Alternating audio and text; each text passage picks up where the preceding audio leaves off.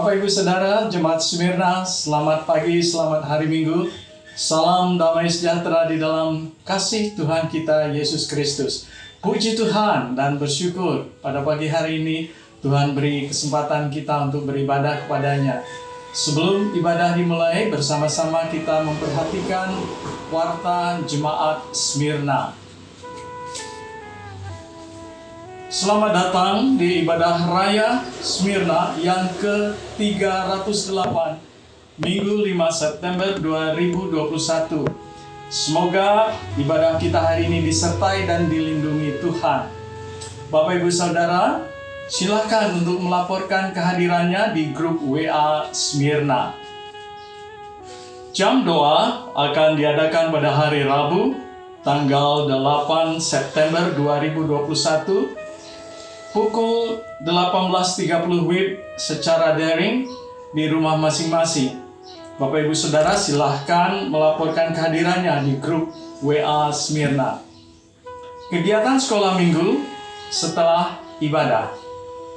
Kelas dewasa dimulai pada pukul 9.45 WIB, kelas remaja dimulai pada pukul 10 WIB, kelas pratama dan indria pada pukul 9.30 WIB. Bapak Ibu Saudara-saudari, selamat mempersiapkan diri dan menikmati indahnya sekolah minggu. Laporan kegiatan gerejawi. Ibadah raya Minggu 29 Agustus 2021 dihadiri 97 orang. Jam doa pada hari Rabu 25 Agustus 2021 dihadiri 36 orang. Sekolah Minggu 29 Agustus 2021 dihadiri 34 orang. Jemaat Gereja Baptis Indonesia Smyrna mengucapkan selamat ulang tahun kepada Bapak Mustar pada tanggal 6 September, Saudari Tesalonika Anindya Erna pada tanggal 10 September, anak Mark Darren Ozara Tambunan pada tanggal 11 September. Demikian warta Jemaat Smyrna. Tuhan Yesus memberkati. Selamat beribadah. Bapak Ibu Saudara Jemaat Smyrna yang dikasihi Tuhan, bersama-sama kita mempersiapkan hati, pikiran kita untuk beribadah kepada Tuhan dengan saat teduh.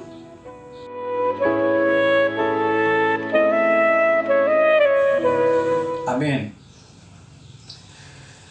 Kamu telah menerima Kristus Yesus, Tuhan kita.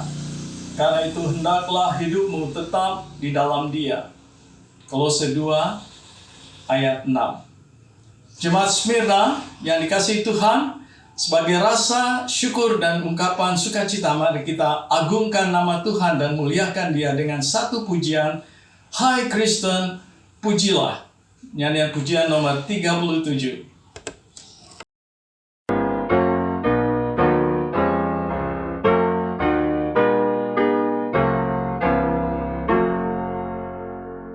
Hai Kristen, pujilah, haleluya, amin. Nyanyi dan soraklah, haleluya, amin. Raja kita Kristus, padanya yang kudus. Pujilah, puji terus, haleluya,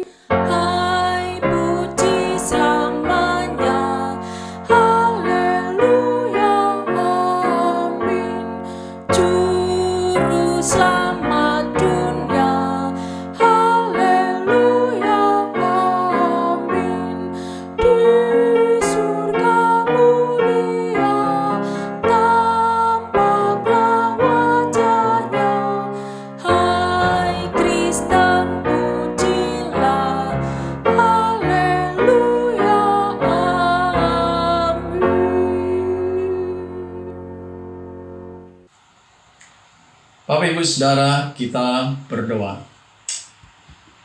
Bapa Surgawi, kami mengucap syukur atas kasih setia Tuhan yang telah memimpin, menyertai dan melindungi kehidupan kami hari lepas hari bahkan sampai saat ini. Kami bersyukur ya Bapa untuk kesempatan yang Kau berikan kepada kami pada pagi hari ini untuk beribadah kepadamu. Roh Kudus, pimpin bimbing hati kami, pikiran kami untuk fokus di dalam ibadah ini. Dan mampukan kami ya Roh Kudus untuk memahami firman Tuhan dan melakukannya di dalam kehidupan kami sehari-hari. Ampuni segala pelanggaran dan dosa-dosa kami ya Bapa. Dan bentuklah hati kami semakin menjadi seperti Kristus. Inilah doa dan ucapan syukur kami hanya di dalam nama Tuhan Yesus. Amin. Bapak Ibu jemaat Smyrna yang diberkati Tuhan, ada satu hal yang istimewa dalam kehidupan umat Kristen, yaitu perubahan hidup yang luar biasa. Sejak kapan? Sejak ia menerima Yesus sebagai Tuhan dan Juru Selamatnya. Perubahan itu membawa kehidupan yang penuh sukacita, harapan, kemegahan jiwa di dalam Kristus Yesus. Puji Tuhan. Mari kita ungkapkan kebenaran ini melalui satu pujian. Sejak ku terima Yesus. Nyanyian pujian nomor 269.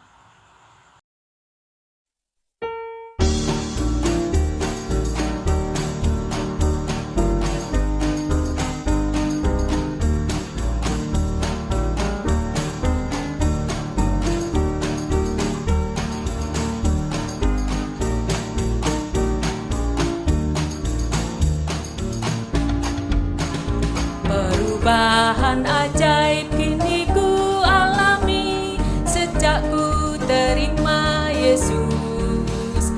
Hidupku disinari terang surgawi sejak ku terima Yesus. Sejak ku terima Yesus. Sejak ku terima Yesus. Bermegah jiwaku sukacita penuh sejak ku terima Yesus. Ku berpaling sekarang ke jalan benar sejak ku terima Yesus. Terhapuslah segera dosaku yang besar sejak ku terima Yesus.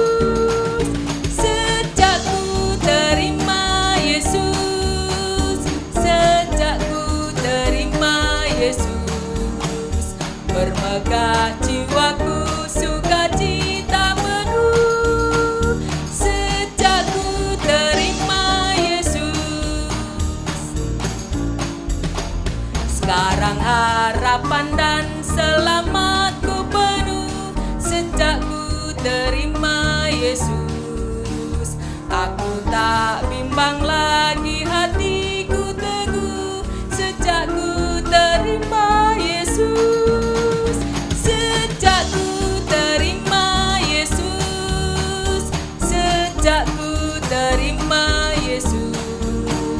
Bermegah jiwaku sukacita penuh sejak ku terima Yesus. Tersedia di surga tempat bagiku sejak ku terima Yesus. Ku menuju ke sana senang hatiku sejak ku terima Yesus.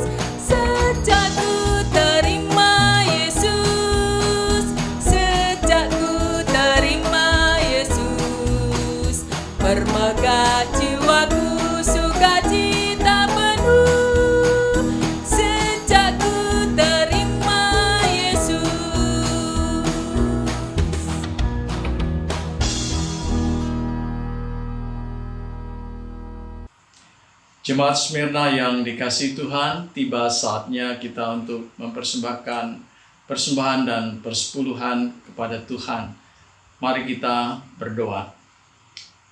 Terima kasih Tuhan untuk kasih-Mu yang Kau nyatakan di dalam kehidupan kami, kemurahan-Mu dan anugerah-Mu yang terbesar melalui Yesus Kristus. Engkau telah memberikan kepada kami yang terbaik, Juru Selamat, penebus dosa, Yesus. Dan pada saat ini di tengah ibadah pada pagi hari, ini kami ingin mempersembahkan persembahan dan persepuluhan. Dan biarlah oleh kasih-Mu, Engkau memberkati persembahan dan persepuluhan ini untuk pelayanan melalui Gereja Baptis Indonesia Smyrna. Terima kasih Bapa untuk kesempatan ini. Di dalam nama Tuhan Yesus kami bersyukur dan berdoa. Amin. Bapak Ibu Saudara, ketika kita memberikan persembahan dan persepuluhan, itu adalah ungkapan iman kita dan sekaligus bagian dari kesetiaan kita akan perintah Tuhan, seperti yang Tuhan firmankan dalam Maleakhi 3 ayat 10. Bawalah seluruh persembahan persepuluhan itu ke dalam rumah perbendaharaan supaya ada persediaan makanan di rumahku, dan ujilah aku, firman Tuhan semesta alam, apakah aku tidak membukakan bagimu tingkap-tingkap langit dan mencurahkan berkat kepadamu sampai berkelimpahan. Bapak Ibu Saudara yang diberkati Tuhan, beberapa pujian serta doa telah mengantar kita mempersiapkan hati dan pikiran kita untuk menerima kebenaran firman Tuhan yang akan disampaikan oleh Pendeta Petrus Mugiharjo SDH dalam khotbahnya yang berjudul Hidup di dalam Kristus. Pujian ini mengingatkan kita bahwa masih ada tugas yang belum selesai yang harus kita kerjakan bersama Kristus. Berjuang bersamanya seraya mengangkat panji salib Kristus. Berjuang menjadi umat pemenang. Kita naikkan pujian, Hai bangkit bagi Yesus. Nyanyian pujian nomor 253.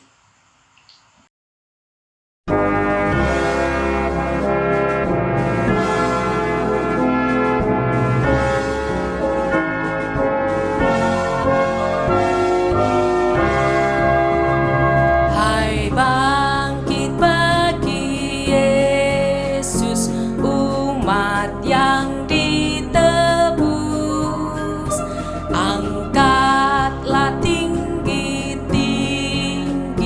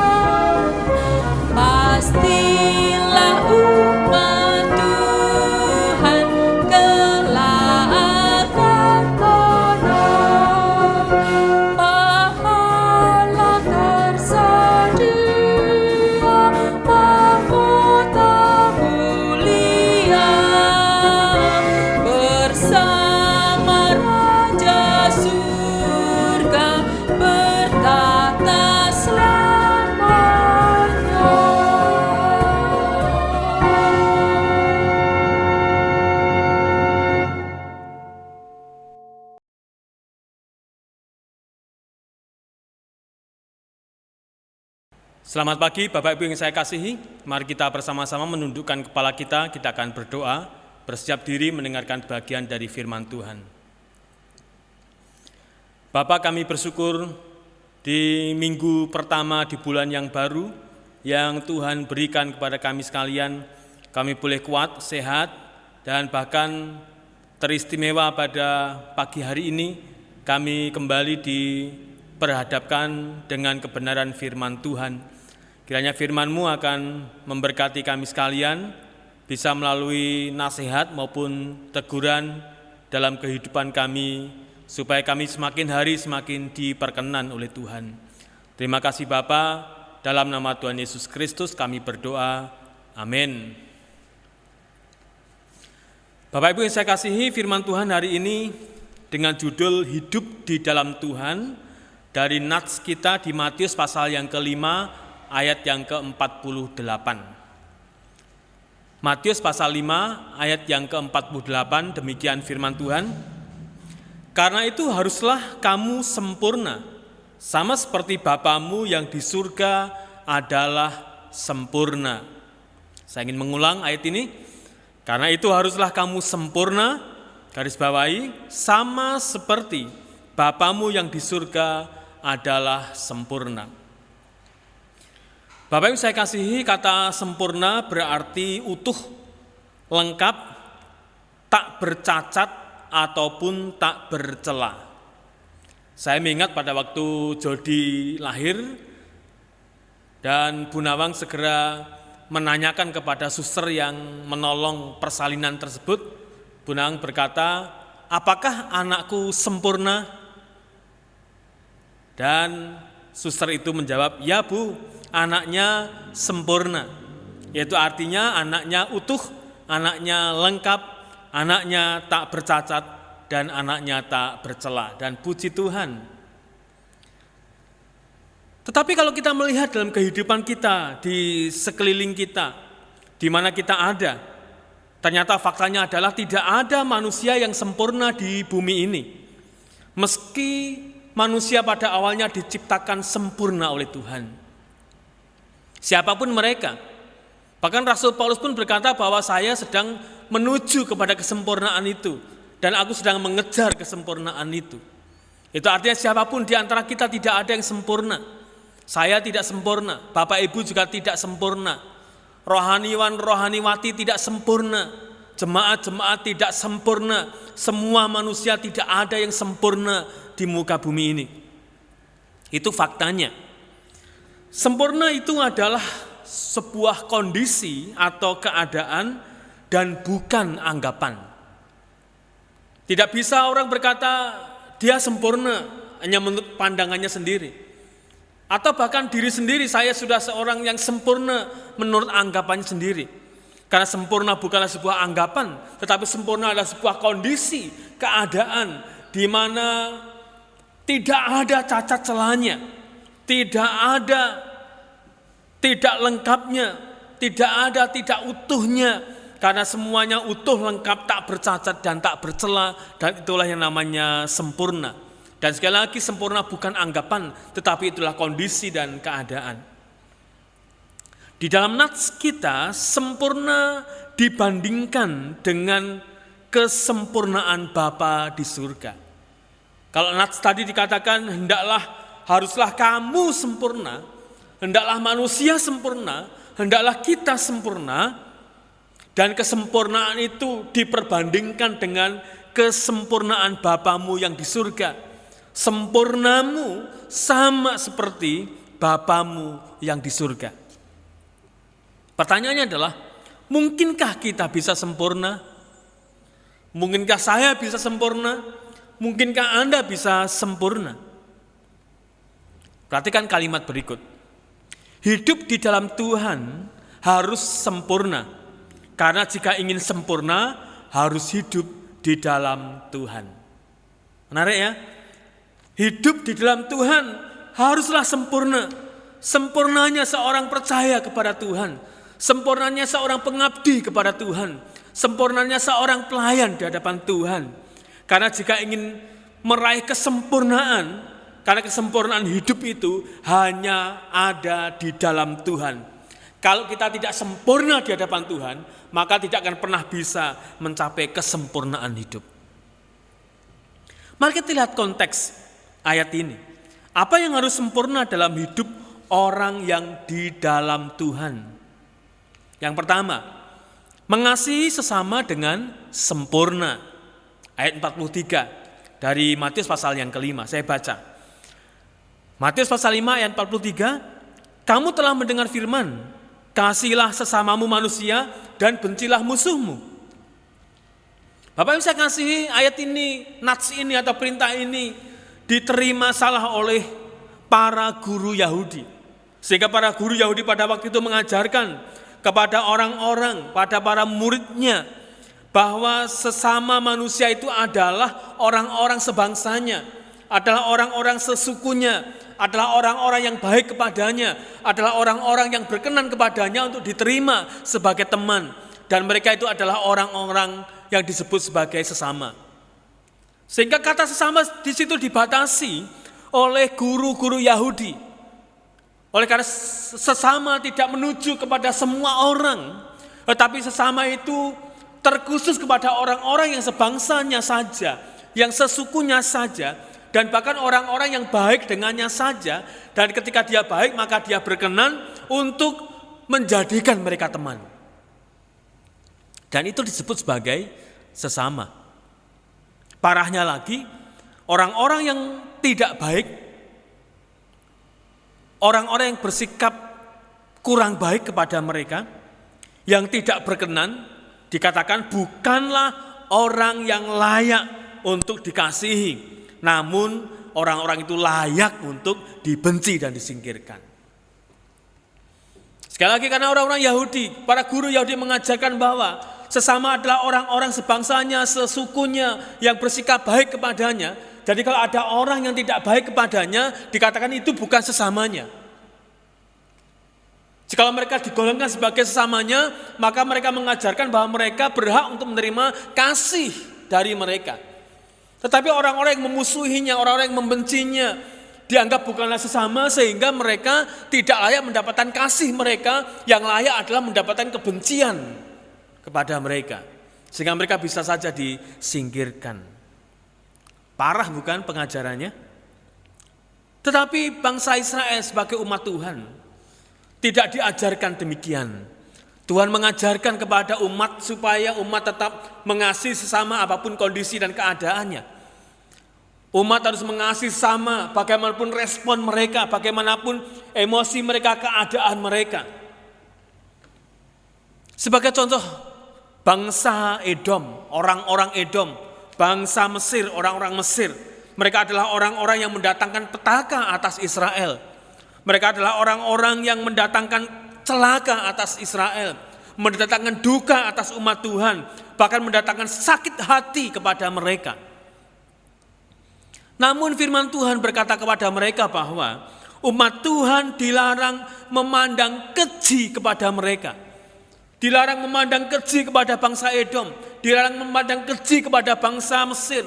Meskipun mereka menyakitkan, meskipun mereka menyengsarakan, meskipun mereka mendukakan, umat Tuhan dilarang oleh Tuhan untuk memandang keji mereka. Memandang keji itu artinya hina, rendah, kotor. Meskipun mereka menyakitkan, meskipun mereka menyengsarakan, tetapi umat Tuhan tidak boleh memandang rendah mereka, tidak boleh memandang kotor mereka, tidak boleh memandang hina mereka. Karena Tuhan mau golongkan mereka itu adalah sesama manusia. Bapak Ibu saya kasih, Bapak Ibu bisa lihat di Keluaran pasal yang ke-23 ayat 4 dan 5, juga Ulangan pasal 23 ayat yang ke-7. Melihat fakta-fakta ini saudara, mari kita mengasihi sesama kita dengan tidak memandang bulu. Bahkan dalam kehidupan kita bergereja, dalam kehidupan kita berpersekutuan, tidak boleh ada kelompok-kelompok di dalam persekutuan, tidak boleh ada kelompok-kelompok di dalam jemaat gereja. Oleh karena kelompok-kelompok itu akan memicu perpecahan. Tidak boleh ada orang yang menggolongkan diri, mengelompokkan diri karena satu suku, karena satu bahasa, karena satu hobi. Tetapi orang-orang percaya sudah disatukan oleh Tuhan tanpa ada sekat-sekat pemisahnya. Dan siapapun mereka, entah mereka berbeda latar belakang, berbeda suku, berbeda bahasa, berbeda adat istiadat, tetapi Tuhan mau katakan mereka adalah sesama manusia yang layak mendapatkan kasih dari kita. Jika ada di antara mereka yang menyakitkan, seperti pengalaman umat Tuhan pada waktu itu, jika ada di antara sama mereka, sesama kita yang menyakitkan, yang mendatangkan duka, yang mendatangkan sakit hati, kita tidak boleh memandang rendah mereka. Kita tidak boleh memandang keji mereka. Karena umat Tuhan harus mengasihi mereka siapapun mereka dan apapun kondisi mereka. Nah, sebab itu sekali lagi mari kita mengasihi dengan sungguh-sungguh atas sesama kita. Kasihlah sesamamu manusia sesempurna mungkin. Bagian yang kedua, mengasihi musuh. Tetapi aku berkata, ayat 44, tetapi aku berkata kepadamu, kasihilah musuhmu dan berdoalah bagi mereka yang menganiaya kamu. Tegas ya perintahnya. Matius pasal 5 ayat 44, tetapi aku berkata kepadamu, kasihilah musuhmu dan berdoalah bagi mereka yang menganiaya kamu.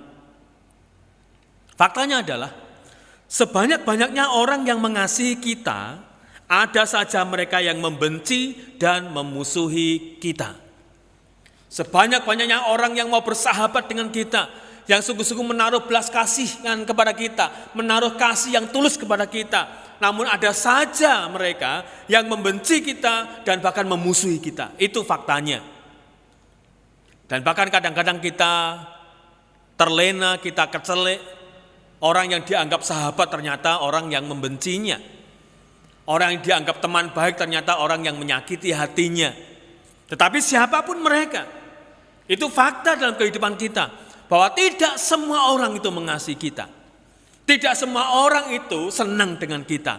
Ada di antara mereka yang memusuhi, yang membenci, bahkan berharap supaya kita jatuh. Dan firman Tuhan berkata, kasihilah musuhmu. Kasihilah musuhmu. Kasihilah mereka yang membencimu. Kasihilah mereka yang menyakitimu. Kasihilah mereka yang memfitnahmu. Kasihilah mereka yang menuduhmu. Kasihilah mereka yang membuat sakit hatimu. Kasihilah musuhmu, walaupun orang jahat dan melampiaskan kejahatannya kepada kita. Hal ini tidaklah membebaskan kita dari sikap mengasihi sesama. Sekali lagi ini penting. Walaupun ada orang jahat, walaupun ada orang yang menjatuhkan kita, walaupun ada orang yang memfitnah kita, walaupun ada orang yang menuduh kita, tetapi kondisi itu tidak boleh membatalkan kita mengasihi mereka. Karena kasih tidak bergantung kepada mereka. Kasih tidak tergantung atas sikap mereka. Dan kasih tidak terpengaruh atas apa perlakuan mereka. Karena kasih adalah perintah Tuhan yang harus kita lakukan. Kasihilah musuhmu. Tidak ada yang membebaskan kita, kondisi apapun, membebaskan kita untuk tidak mengasihi sesama kita, bahkan musuh kita. Jadi jikalau kita tidak membalas perlakuan mereka dengan perlakuan yang tidak baik, ketika kita menerima perlakuan yang tidak baik dan kita tidak membalasnya, itu bukan berarti kita tidak punya kemampuan. Namun karena memang Tuhan menghendaki kita melakukan hal yang demikian. Kalau ada orang yang berbuat jahat kepada kita dan kita tidak membalas kejahatan kepada mereka, bukan berarti kita tidak bisa berlaku jahat lebih dari dia. Bukan. Tetapi memang karena Tuhan menghendaki agar kita tidak membalas kejahatan dengan kejahatan. Kalau ada orang yang memusuhi kita, tetap saja ada kemampuan dalam diri kita untuk bisa memusuhi dia. Tetapi kita tidak akan memusuhinya oleh karena apa? Bukan karena kita tidak punya kemampuan untuk memusuhi dia, Tetapi oleh karena kita mendapatkan perintah dari Tuhan untuk tidak memusuhi dia. Itu masalahnya. Jadi kalau misalnya saudara atau saya mendapatkan perlakuan yang buruk dari orang lain, bukan berarti kita tidak bisa membalas hal yang buruk. Ya, bisa saja, bahkan kita bisa berbuat sesuatu yang lebih buruk. Kalau dia menyakitkan hati kita, saya bisa menyakiti hatinya lebih daripada yang saya rasakan. Tetapi saya tidak mau melakukan karena apa? Karena Tuhan tidak menghendaki yang demikian. Kita cenderung untuk mengharapkan mereka celaka. Kita cenderung untuk mengharapkan mereka tidak mengalami hal-hal yang baik, yaitu orang-orang yang membenci kita, yaitu orang-orang yang memusuhi kita. Kalau bisa mereka celaka terus-menerus. Kalau bisa mereka gagal terus-menerus. Kalau bisa mereka bangkrut, mereka rugi, mereka gulung tikar. Tidak ada kebaikan, tidak ada keuntungan dalam kehidupan mereka. Itu adalah harapan orang yang disakiti hatinya. Tetapi firman Tuhan mau katakan kepada kita sekalian, berkatilah orang yang mengutuk kamu. Berdoalah bagi mereka yang menganiaya kamu. Meskipun sekali lagi selalu saja terbersit dalam pikiran manusiawi kita tidak bisa memberkati dia, kita tidak bisa mendoakan dia, yang bisa adalah mengharapkan kecelakaan dia, kesengsaraan dia. Bahkan kalau saking jengkelnya adalah kematian dia.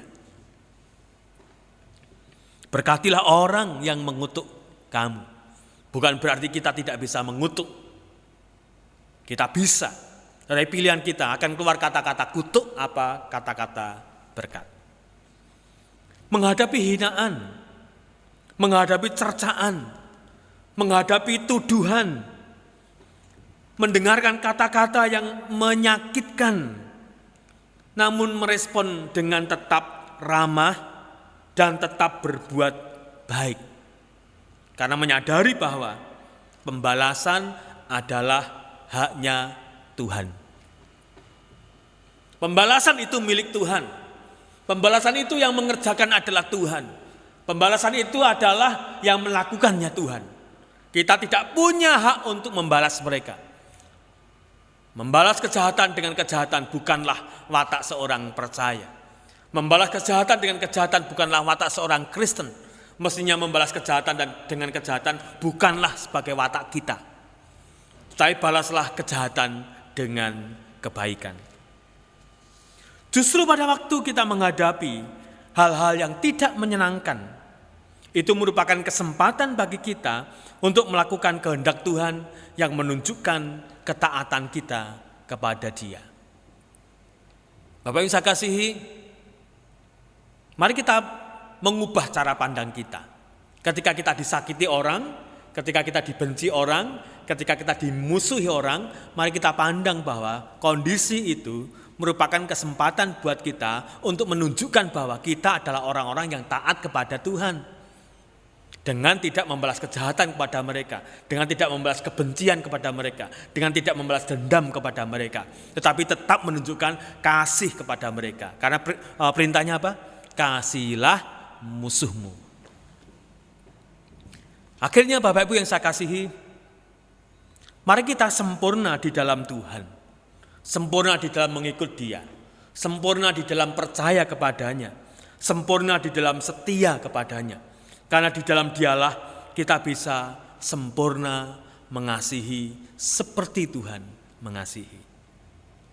Dan yang kedua, marilah kasih kita tunjukkan bukan hanya kepada orang-orang yang baik kepada kita, bukan hanya kepada orang-orang yang mengasihi kita, bukan hanya kepada orang-orang yang selalu berbuat baik kepada kita, tetapi biarlah kasih kita, kasih yang sempurna dari Tuhan, kasih yang datangnya dari Tuhan, juga kita berikan kepada orang-orang yang membenci kita dan juga orang-orang yang memusuhi kita. Maka damai sejahteralah hidup kita.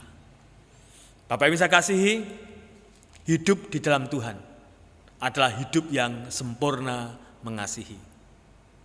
Keluarga adalah tempat di mana kita bisa menemukan kasih yang sesungguhnya. Keluarga adalah tempat di mana kita bisa memiliki dan kita bisa merasakan pengorbanan yang sesungguhnya.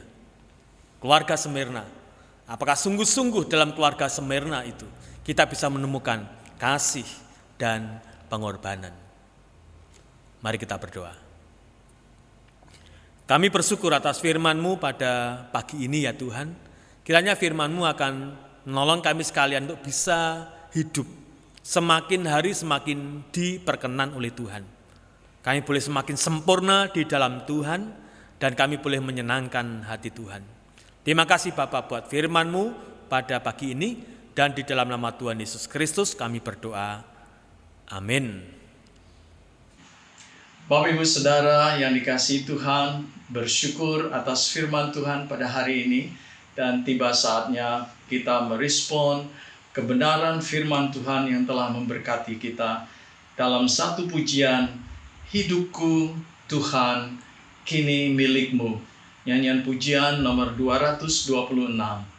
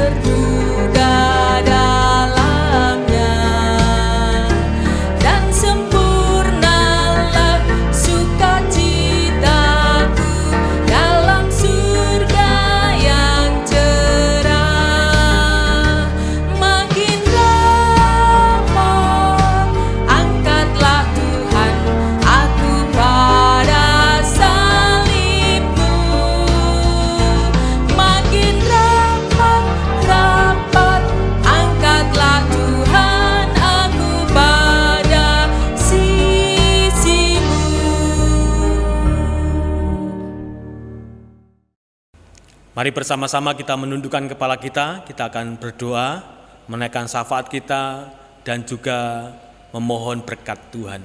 Mari kita berdoa. Bapa yang rahmani dan rahimi, Allah Bapa dan Tuhan kami, Yesus Kristus, kesempatan pada pagi hari ini ya Tuhan, kami sungguh bersyukur oleh karena cinta dan kasih Tuhan yang terus berlimpah dalam kehidupan kami. Kami merasakan kasih-Mu di dalam keluarga kami, di dalam pekerjaan kami, bahkan di dalam pelayanan dan pengabdian kami semuanya. Terpujilah Engkau ya Tuhan, dari dulu, sekarang, sampai selama-lamanya. Kesempatan baik pada pagi hari ini ya Tuhan, kami ingin terus berdoa menyerahkan bangsa dan negara kami. Kami bersyukur oleh karena ada kemajuan-kemajuan baik di dalam menanggulangi pandemi COVID-19 di Indonesia ini. Kami bersyukur oleh karena paparannya semakin berkurang dan kami rindu melalui protokol kesehatan, melalui vaksinasi, bahkan melalui cara-cara yang harus kami lakukan untuk menanggulangi penyebaran COVID-19 sungguh-sungguh akan membuahkan hasil yang memuaskan. Kami rindu kami segera terbebas dari pandemi COVID-19 sehingga kami boleh beraktivitas normal seperti sedia kala, bahkan juga kami boleh berbakti, melayani dan mengabdi kepada Tuhan seperti hari-hari yang lalu. Kami menyerahkan pemerintah kami ya Tuhan, menyerahkan Pak Presiden kami, menyerahkan Pak Gubernur kami, menyerahkan Pak Bupati, Pak Wali Kota, Pak Camat, Pak Lurah, Pak RT, Pak RW, Pak Ketua Lingkungan. Mari Tuhan berkatilah mereka. Mereka adalah hamba-hamba Tuhan, mereka adalah orang-orang yang menjadi pilihan Tuhan untuk membawa kami, mengarahkan kami, masyarakat yang ada di Indonesia ini, supaya kami boleh menikmati kehidupan yang lebih baik lagi. Mereka berjuang keras bersama-sama dengan kami untuk menanggulangi segala pergumulan permasalahan yang terjadi di negeri kami. Situasi politik yang terjadi, situasi kondisi ekonomi yang terjadi, mari Tuhan berkatilah supaya segala sesuatunya boleh berjalan dengan baik, ada pertumbuhan ekonomi yang baik, ada stabilitas politik yang baik, ada stabilitas keamanan, ketertiban yang baik. Berkatilah bangsa dan negeri kami ya Tuhan, jauhkanlah dari semua mara bahaya, jauhkanlah dari semua ancaman perpecahan dan perselisihan, jauhkanlah dari ancaman bencana alam. Kiranya kami tetap berada dalam negara kesatuan Republik Indonesia yang sungguh-sungguh berjaya dan adil serta makmur. Terima kasih Bapa, berkatilah gabungan Gereja Baptis Indonesia yang memulai pelayanannya pada bulan-bulan ini. Berkatilah khususnya pada saat mereka melantik ketua-ketua BPD yang ada di seluruh Indonesia ini. Berkatilah supaya semua berjalan dan prosesnya berjalan dengan baik dan nama Tuhan dipermuliakan. Kiranya BPN, BPD, yayasan, dan juga lembaga-lembaga yang ada sungguh-sungguh bisa bersinergi, bekerja bersama-sama untuk memajukan umat baptis Indonesia dan membawa kemuliaan nama Tuhan. Berkatilah gereja-gereja baptis Indonesia yang kekosongan gembala sidang. Terlalu banyak ya Tuhan kebutuhan hamba-hamba Tuhan untuk ditempatkan sebagai gembala sidang di gereja-gereja baptis yang kosong. Berkatilah dan penuhilah ya Tuhan, supaya ada orang-orang yang Tuhan panggil dan Tuhan tetapkan, Tuhan tempatkan di gereja baptis yang masih kosong sampai hari ini. Berkatilah para pendeta baptis dan keluarganya dimanapun berada, supaya mereka tetap sehat, kuat, sejahtera, mendapatkan perlindungan dan juga kecukupan yang dari Tuhan. Kami berdoa menyerahkan Smyrna ke dalam tangan kasih kuasa-Mu ya Tuhan. Kiranya kasih setia dan kebaikan-Mu turun berlimpah atas jemaat Smyrna. Mereka yang bekerja Tuhan berkati, baik yang bekerja di kantor, bekerja di ladang, bekerja di instansi, bekerja di rumah, apapun jenis pekerjaannya, Tuhan akan memberkatinya dengan berlimpah, supaya pekerjaan-pekerjaan yang Tuhan berikan kepada mereka boleh Tuhan pakai untuk mendatangkan berkat atas keluarga-keluarga di Smyrna. Berkatilah anak-anak kami yang sedang studi, baik di dalam kota maupun di luar kota, di jenjang manapun mereka berada, Tuhan berkatilah, supaya mereka boleh studi dengan baik dan menghasilkan prestasi-prestasi yang terbaik, yang membawa keharuman nama Tuhan dan membanggakan kedua orang tuanya, bahkan membanggakan kami semuanya. Berkatilah para ibu yang sedang hamil, Tuhan jamalah janin yang ada dalam rahimnya, boleh bertumbuh dengan sempurna dan pada saatnya boleh lahir dalam keadaan baik. Berkatilah para ibu, para keluarga yang merindukan buah hati, kiranya kasih setiamu akan menyertai mereka, dan Tuhan akan menaruh janin yang ada dalam rahimnya untuk buah hati bagi keluarga Smyrna yang merindukan buah hati. Terima kasih Bapa, berkatilah pelayanan yang terjadi di Smyrna, perekaman kami, pelayanan melalui virtual kami, pelayanan langsung yang bisa kami kerjakan, perekaman dan pengeditan, kiranya semuanya boleh Tuhan kuasai, dan kami boleh mendapatkan hasil yang memuaskan, nama Tuhan dipermuliakan, dan kami semuanya didewasakan. Terima kasih Bapa, kami percaya Tuhan mendengarkan doa kami pada pagi hari ini. Dan pada saat ini kami bersiap diri untuk membuka hati dan hidup kami untuk menerima berkat yang dari Tuhan di penghujung ibadah kami hari ini. Bapak Ibu yang saya kasihi, bersiaplah diri untuk menerima berkat Tuhan, dan sekarang terimalah berkat-Nya. Kiranya kasih karunia dan damai sejahteranya di dalam Allah Bapa, keselamatan di dalam Tuhan Yesus Kristus, penghiburan dan penyertaan-Nya di dalam Roh Kudus akan menyertai Bapak Ibu dan saudara sekalian mulai hari ini sampai Tuhan datang kembali. Amin.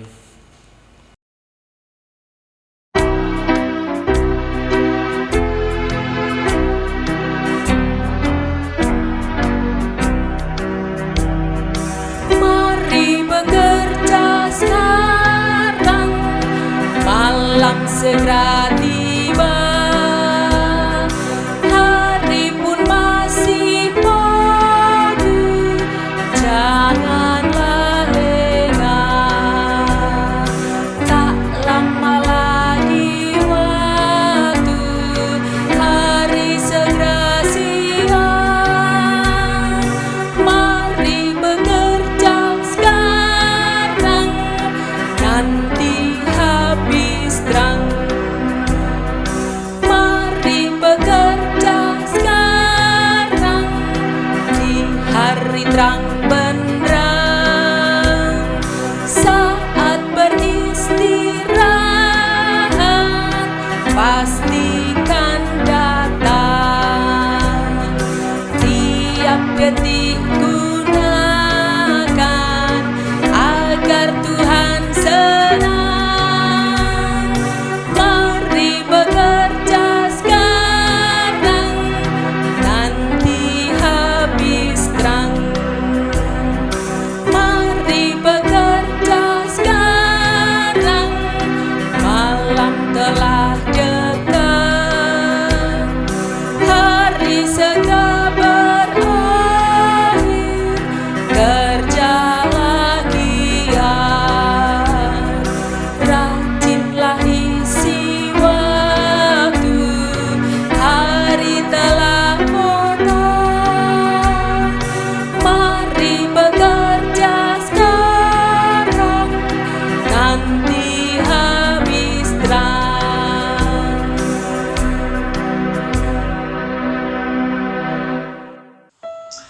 Bapak Ibu Saudara, kita bersyukur Tuhan telah memimpin ibadah kita pada pagi hari ini serta memberkati kita sekalian. Ibadah kita telah selesai, mari kita masing-masing mengambil waktu sejenak untuk berdoa pribadi. Selamat hari Minggu, Tuhan Yesus memberkati.